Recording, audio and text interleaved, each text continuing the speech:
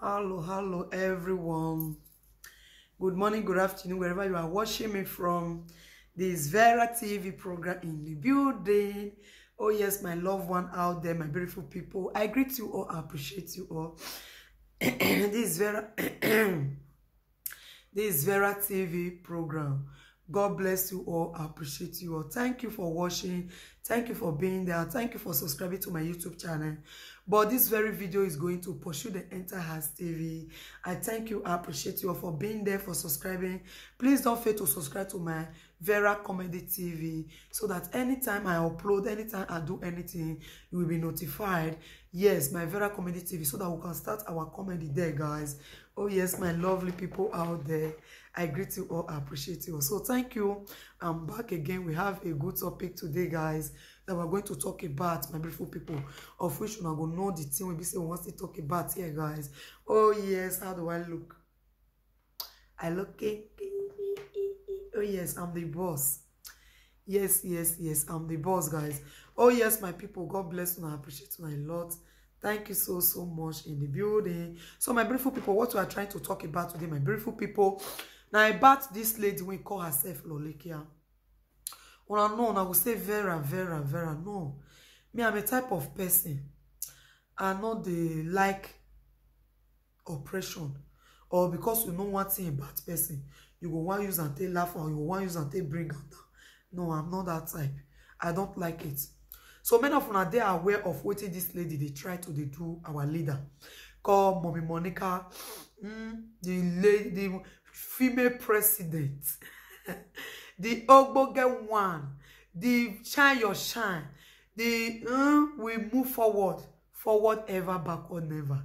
We the shine your shine family, we the shine your shine crew, we the shine your shine member, we the shine your shine group. I greet you all. I appreciate you all for the love and the care. I appreciate you all for the kindness, for supporting our leader, Monica Ambrose, for supporting her. And I see a video when Avielele do, Precious Meg, and all our real people. Avielele, thank you so much for realizing your mistake, for apologizing to Mommy Monica. And Mommy Monica, forgive you. Thank you very much. I appreciate you all, Avielele. She is in Germany here. And Precious Meg, Precious Meg, I greet you, my lady.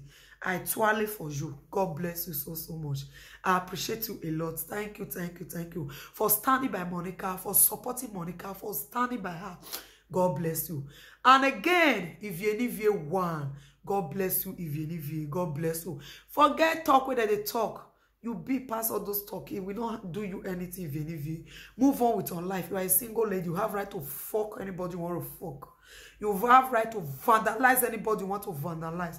It's none of anybody business. It's none of any hater business. So they should know that into their fucking head. Anything you like, do with your life. You're not there with man. You're not married. You're not be married to man when they fuck up and down. Lolekia, when he say he get man, see the fuck small boy follow down and follow UK for them. She never talk her own. They say who they catch for thief, not be thief. But the one we have never meet, not be thief. So once again, Mama Boy, thank you very much, Mama Boy. God bless you, Mama Boy, for still saying the truth, for still supporting my Monica, standing by Monica. God bless you so much. And Mommy Susie. Many of you are not mention their name. Mommy Susie. Actually for you. God bless you so much. Thank you for supporting us. Thank you for supporting my Monica. Thank you for standing by Monica. Thank you for being there. Thank you for standing for the truth. God bless you all. And I see they remember on other people as well. What's it that they call them? This our lady, Lovette Aikioya. Mommy Lovette Aikioya. Thank you very much. I appreciate you for standing by Mommy Monica, for saying the truth, for standing for the truth. God bless you. I twirl for you. Boza for una. So those people, when I mention, when I not see remember, all our followers all over the world, when I not remember to time, when I not remember to call their name here, when I not verse. And when Mommy Monica always they call, Ida Boski, I go tell she they call her. I've not be available. There's a lady where she always they call. I give you Tirik Boza. I don't remember the name. When I go Noah, I feel right here. I forget her name. She also they follow Mommy Monica. They don't even they saw the matter. They even they insult her as well. Yes, I don't forget her name. Maybe I'll remember before the video finish. So guys, so my beautiful people, I have the matter I want to talk about today. So our followers all over the world, the Shine Your Shine family, one love keep us together. We will continue to shine. When I say from here, we head. Now head for they find they come. They not the front leg they find they come. When head fine, when head good, or everything was good. When head they okay, everything must stay okay. So my people, as far as our leader good, they shine. Definitely, we still type for the shine. The shine will most surely get to where we did as well. Yes. So thank God, many of our followers all over the world, America, Canada, UK, our big mommy in the house, boss lady, Ivie, Ivie, this mommy Ivie, God bless you as well. Rio, Ivie Rio, God bless you so much. Actually for you. Now Germany, yes, she did. Ivie, Princess Ivie Rio, thank you so much. All our followers, boss lady, Emily, endless love. Many of you now, God bless you now. When after they support us, Mommy Abies, I see many people. This Becky, what say they call her? Many of them. How many I want to talk? I named some that day for my list. There are many. How many I want to remember? I thank all of you. I thank you. I appreciate you for all the bottom of my heart, for the due respect. I give you now the respect, and I give you now the. When they stand by us. We are not let the enemy laugh at us. So they will currently be winner. Upon the temptation, the problem they bring, we can still be winner. We can still they lead. We can still they on top. God will bless all our fans. All Mommy Monica fans all over the world, God will bless you. All Mommy Monica fans all over the world, I thank you and I respect you and I give you boza. God bless you. Now, don't let shame catch us. Now, stand by us. Now, don't let evil when they plan reach our body. Now, stand say we dey here, we dey on the back, it not go happen. Now, stand say nothing they stop. And God will bless you. As I stand for me, Monica, stand for me as well. When my own still they hot, when I say no, not be here for one apple. When I stand, when I let the shame go back to the haters, God will bless you. Up when I go. Blessing up for blessing. Prosperity up for prosperity. From the bottom of my heart this morning, I pray this prayer. Your children will receive blessing. All your family will receive blessing. As you take the chance, now so your children will shine. Now so your husband will shine. Now so your household will shine. Now so your family will shine. Now so everything in your life will shine. Now go good news now go hear this 2021. In the mighty name of Jesus. As our leader doesn't hear good news, because everybody does they get good news. Now, so all our fans, when you get good heart all over the world, when they take support us, when they don't let shame catch us. Now, so all the good news go still come knock on our door in the mighty name of Jesus. So, my people, when I know me now, I be person will be say I know the fear to throw the fucking ash. I they always talk at the way, but the other they bring the points out. One thing when I want to tell them, when I know they watch Lolekia again. I tell her that they say Lolekia is looking for attention. Yes. But yesterday, she come out on live video. She dey find viewer. She dey find money. She don't have anything good to offer. She don't have anything to say. She's all looking for a way to bring somebody down. So God so kind. All the things when she dey bring down, no one they work. If they return back to send her hand, he called the fall for Mommy Monica for good. Because what the enemy be saying they want to do you bad, may you they cry, may you they run enter scatter. It can't be good for our body. My beautiful people, when I say I'm not to watch Lolekia again. Lolekia is seeking for attention. Lolekia is looking for who want to watch her. Lolekia don't have topic. Lolekia don't have good thing to give. When he say he do, he go come and go watch my big Mommy Monica. He go come out, he go watch, and go call the use the matter till they do topic. Where the Shine Your Shine member, me the Monica lover, with the Monica lover. We never come out go the carry waiting my Monica to call the analyzer all the time. No. But you say you don't need somebody, you say you don't want her, you are still crying. More than 1 year now, Lolekia still they cry, my people. Una no call no say na frustration they worry that woman. Una no call no say na depression call the worry Lolekia.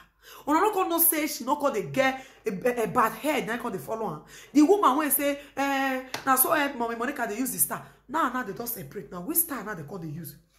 They're not they see again, they're not eat again, they're not they sleep in one place again. Mommy Monica cause they use the star now. That is this life. You need to know people that say they see vision for you. You need to beware of people when they'll say, I hear they see vision for you. I hear they pray for you. This is a lie. Pure lie. You don't get any vision when they see. You have to be very, very careful. For pastors that will call you, they see vision for you. Now your mama, they worry you. Now your papa, they worry you. Now your pikin, they worry you. Just to cause commotion. Just to cause problem. And they do that thing to bring Mommy Monica down. But today, it's not for Mommy Monica good. For today, it can't make people like Mommy Monica. So my people, share the star never see reach to manifest. I've been at 121,000 when they give and use and eat KFC, McDonald's and Burger Kings. Now the star for manifest. They give her 21K. You use money to take shop all of the finish. I just chop her. I go chop her. No, I'm not fit to help your sister for us. No, I'm not the help. I want to eat and I want to eat for my body. You don't eat and eat your star, eat your destiny. Now, why are you still complaining? You don't eat your future. You don't eat your life. You don't eat your generation life. Why are you still complaining? Now you are still complaining. You don't need her. You don't need her. You are still the one that is complaining. So, my beautiful people, all over the world, all our fans, I come today, come thank you. I come today, come give una gboza. I come today, come honor una. I come today, come praise una for the good work una do for us. One and not let share take cash shot. One and not let the enemy laugh at us. One and not let wait till there be plan come to pass. When it still come for the time of donation, una cover our shame. Una cover it. At the end, it can't turn good. At the end, when Monica can't win the case. May she come outside, bring evidence, and say when Monica don't win the case. But when Monica cannot lie. Because now public she for the talk cannot be one person called the tell. To say it on public. Why she not go win the case? You think so you born a mumu? You just cause she build house for Africa. Now abroad, now you go build house. You will say the day when you buy the land, the day when you start to buy everything, they computer. Nigeria, no. Even when you follow buy the land, if you go find out tomorrow, you don't go see them. If you see the fan who build the house for you, don't go know where they day again. Talkers of who walk on stand say, now he did them, say, now you really give a money to build that. You are a fool. Now I make her say, when you would talk all those things when I tell my man tell me, say, he said, Mommy Monica cannot be baby now. Even if you have something in Africa, even though you snap and you talk, if you go to court, say, now lie, you don't have. When they're going to do their investigation, they go, now they give you money when you take one. After a while for see money when you take one, you they work, even though you work safe. How you take out the money, go ask. The matter will die down. Because there is no clean evidence.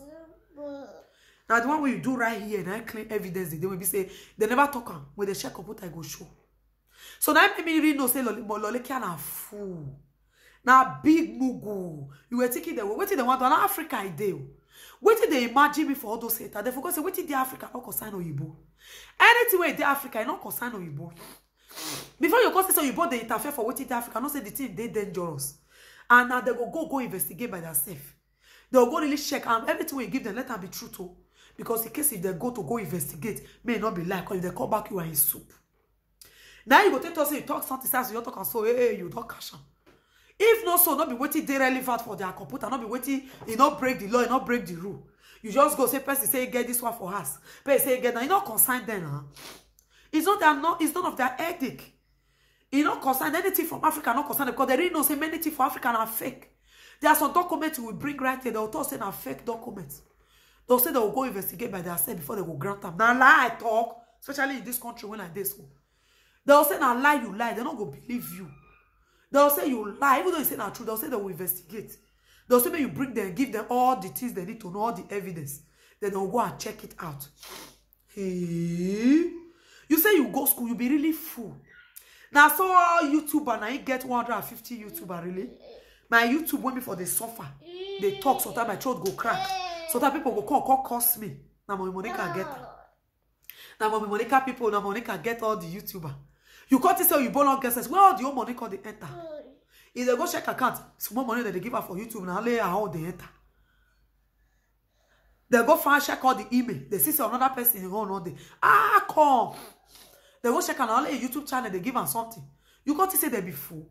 You got to say they don't get brain. It's not that they don't want to be jealousy. Or you both know jealousy. If you they spoil your African person to Oyibo, you both know that jealousy is jealousy. Because if this what you are saying is not really true, it's not a computer, a key person, or you do crime where they want to know, you go they lie. They're not saying that jealousy, they worry you. They will only want to prove you wrong. They're not going to tell you they're not here. They'll tell you they go investigate.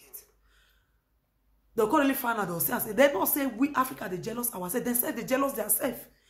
Well, they don't know the meaning of jealousy. Who call her jealousy? Now Nigeria give her jealousy. I've been a Yoruba call her jealousy. No.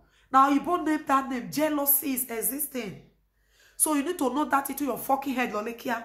All those things you can, you plan. You see, when Monica win it, and we shall remain winner. Winner, now we will be and shine your shine. We will shine. They can never shine because darkness and light don't have anything in common. Yes. Darkness and light don't have anything in common. So, darkness want to shine. Not as we they shine. Now light they make person they shine. Because when we are light, every day. Wherefore we, you know the shame. You see, come out there first, the shame not catch you, get allergy. Allergy or not here. You don't even have your own topic anymore. You don't even sit down and reason what you are going to use your life for. Hypertension, why you kill you? Person when you don't try to bring her down for $9 because you get some more by secrets. You don't feel bring her down. You got this in UK. You will feel bring her down when Ima gets sense, when Monica gets sense. Everything she's going to do now is going to be registered. So that in case if you go lie, you go put yourself for problem.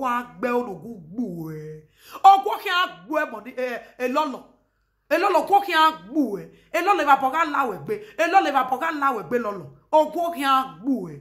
Shameless she-goat. Enemy of progress. Anything when Monica is going to do, want to sell something on website, want to do anything, want to sell with her, it will be registered. Yes, because she's in civilized world and she's in UK, English-speaking country. It's not hard. When you get there, it's English. I want to do so business. They will register it for you. We have the license. Then you go there now and report your hair. You will be the one to be reported now. Walking on I can't report now about shameless she-goat. You don't have topic anymore. You cannot hide your face in shame. You cannot even hide your face in shame. Poverty won't kill you. Since then, I'm not wear a native. And before that, they wear native. They guguge, they kuruke. Ever since I cannot even wear native. When Monica continues to wear her native every day. No. Your destiny, when they say you go manifest and Monica, they use they never reach when your destiny go test her. No. Well, no. Allergy. My people. No allergy. Allergy, now go kill you. Now that allergy, now go kill you. Must enter grave. You are bola wegbe. Allergy no can well olekia. Allergy must kill your useless alaribe. Shameless people. You are not ashamed that they do studio. At the end, you say you come out and you say now you they teach Monica everything on YouTube, now you the help her more, everything now you the help her. No, you call the help her.